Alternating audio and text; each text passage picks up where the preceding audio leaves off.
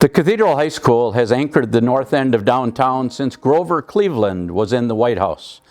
Operating continuously since 1884, the ever-expanding campus has welcomed and educated more than 15,000 young people, while for much of its history, enrolling students from grades number 1 through number 12. Rupert Seidenbush in 1883 built the first church. It was named Holy Guardian Angels Cathedral Church, and along with it, a year or two later, came a school. In those days, even nowadays, almost all Catholic churches are associated with a school, or vice versa. The school is associated with the parish. And so from the very early days in 1884, there was always a school here. At first, it was quite informal, with students in a little bit like you might have seen on Little House on the Prairie, with kids of all ages in one room. Maybe the 4th, 5th, and 6th graders, when it was time to do chores, would go home in the middle of the day, or maybe not come at all in May. But there were kids here. And then finally, when the actual school building got built, it became a bit more formal and a bit more formal and a bit more formal, until finally in 1902, grade number 9 was added.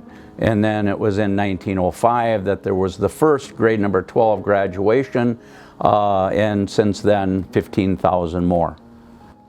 Cathedral's alumni have contributed enormously to the cultural and economic strength of St. Cloud and the surrounding area, with more than 70% of graduates choosing to live and work locally. The school's mission, inspired and informed by Catholic tradition, has always been to educate people while inspiring them to virtuous lives. Like nearly every other Catholic school in the area, dozens of them, Cathedral was founded and staffed by Benedictine women who, for the most part, volunteered their leadership, talent, industry, perseverance, and fortitude. The overwhelming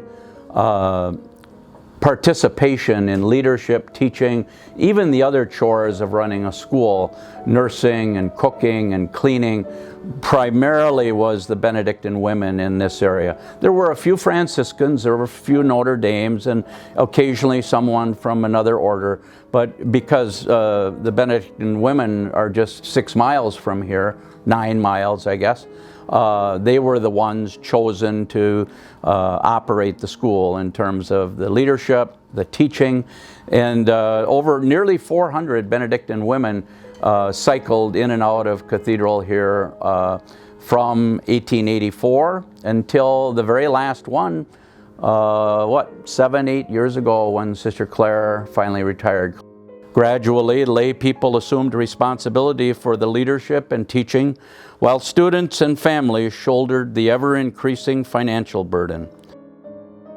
Located on the corner of 6th Avenue and 3rd Street North, high on a hill overlooking the Mississippi River, and directly to the south of the Holy Angels Guardian Cathedral, the original 4-story school building itself housed all elementary, intermediate, middle, and high school students, until 30 years later, a standalone high school was constructed in 1914, one block kitty-corner to the northwest, tucked behind the church and the bishop's expansive home. That impressive new school building boasted a state-of-the-art auditorium with a large proscenium stage, which became the venue for decades of spellbinding theater productions, while also serving as home to the world-famous Girls Drum and Bugle Corps. And those programs, those activities, that sense of excellence, that sense of being the best you can be, was instilled from the very beginning, again, by Benedictine women and by the lay people who learned from those Benedictine women what it meant to teach in a Catholic school, what it meant to administer in a Catholic school. Cathedral was among the first schools in Minnesota to be independently accredited, and has sustained that continuous accreditation for nearly 100 years.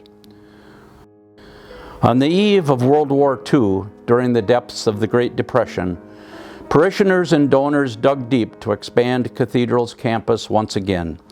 this time with a spectacular new building almost twice the size of the 1914 facility. The new space included an interscholastic gymnasium with locker rooms, bleachers, and even spectator skyboxes. The Bellwether facility was an incubator for generations of girls and boys excelling in athletics. Visited with lots of alums who were here during World War II as students and then left for war. But Cathedral remained a school and not a place where the world touched it so much. Of course, in those days before social media, even before the preponderance of television and movie cameras and that sort of thing, you would get your news a week or two or three later as far as what had happened in the in the trenches of World War I or on the battlefield of World War II. And so those with whom I've visited that were part of the school during the war, during the big war, talk about Cathedral as being a place that just kept rolling along. A few kids left early. I know some of them. They left, lied about their age, went to war at age 16, and there were a few of those. Some were killed and never did come back. As the baby boomers came of age following World War II, and just like most schools across the country, enrollment at Cathedral exploded. By 1957, it was clear more space was needed, and quickly. A 3-story L-shaped building featuring all the modern amenities, with nearly more space than the first 3 buildings combined, was constructed immediately to the south of the 1938 building.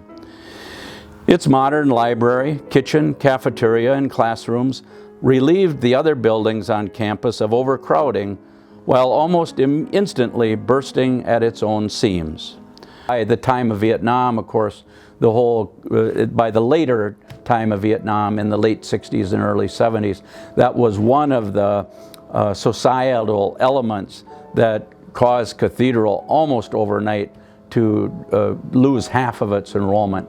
Went from 1,500 students to less than 700 almost overnight, 1970, 71, 72. And so here we are today, 2019, and it's been 135 years since our founding, 105 years since the first high school building, 80 years of educating leading doctors, engineers, and scientists using the same pre-World War II science labs. 62 years since the last expansion and improvement of classrooms. 52 years since the last construction project. 25 years since the renovation for the arts of the original Holy Guardian Angels Cathedral.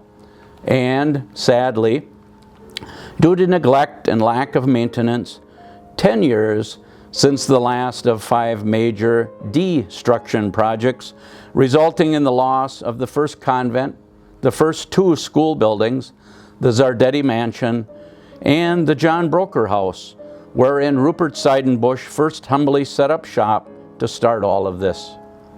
It's 2019, and we aim to build a new facility to serve students for the next century. It will feature a stunning visual panorama to the river, an impressive and secure front entrance, easy accessibility to the rest of campus, the first new science labs in 80 years, extensive facilities for the visual arts, a generous dedicated space for applied engineering, and a full embrace and celebration of technology. Right at the front door, a quiet chapel featuring windows preserved a quarter century ago during the renovation of Holy Guardian Angels Church. We're building.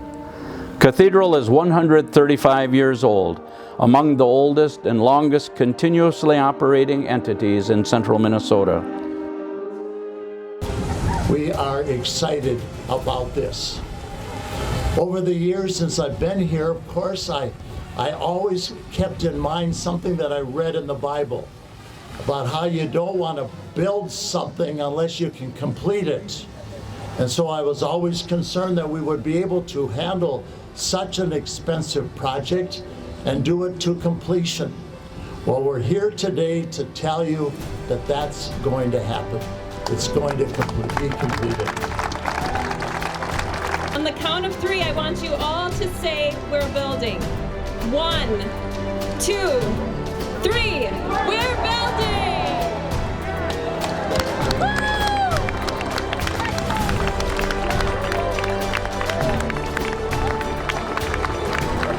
Thank you all for being here for this historic moment.